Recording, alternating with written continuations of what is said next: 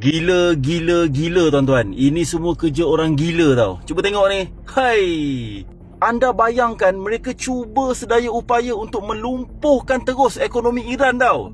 Sebab dia tahu sumber ekspor utama Iran adalah minyak. Dan pelabuhan Iran ni terletak paling dekat dengan Selat Hormuz. Dan menjadi laluan dagangan utama Iran untuk hantar minyak ke China dan semualah.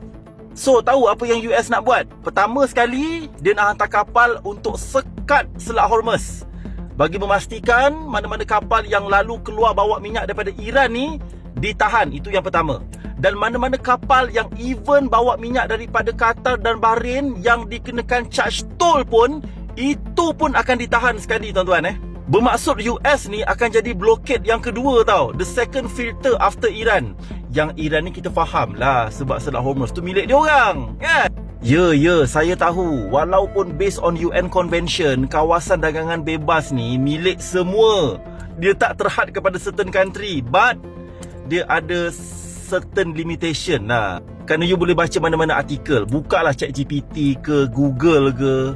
Selat Hormuz ni bukan laluan antarabangsa, faham? Dia ada TNC-nya, ada polisinya, ada trade passage-nya, faham? So dalam situasi sekarang ni, kawasan perairan tu adalah milik Iran. Okey, tak apalah, itu kita tolak tepi. Takut nanti ada ramai yang become offensive dan memperdebatkan isu ni dengan saya. Tak apa, tolak tepi dulu.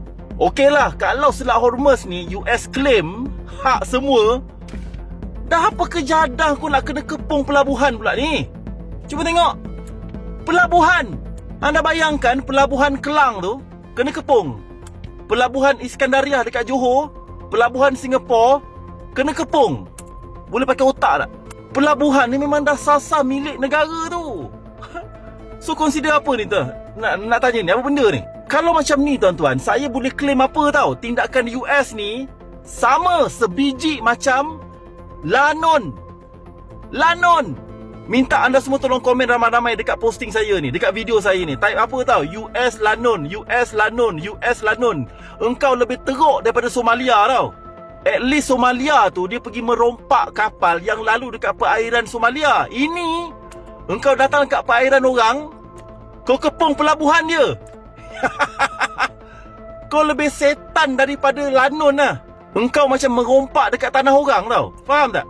Dan kepungan ni akan berlangsung malam ni tuan-tuan, tepat pukul 10 malam ni. Ya. So kita boleh saksikan pelabuhan Iran ni, di sekeliling tu akan ada kapal-kapal US.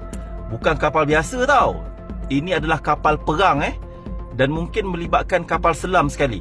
Tapi kalau benda ni betul-betul terjadi malam ni, kita bakal saksikan serangan yang cukup hebat tentangan daripada Iran. Dan kita boleh jangkakan berdilan yang ya Allah, hai. It's going to be very extreme. Dan ini tuan-tuan bakal menjadi pencetus kepada kemuncak krisis dekat Iran yang akan membawa kepada malapetaka yang lebih buruk dan akan menjejaskan lebih teruk lagi bekalan minyak ke negara-negara lain, termasuk negara kita lah. Right? Anda cuba bayangkan sebelum ni Selat Hormuz, Selat Hormuz ditutup oleh Iran bersyarat.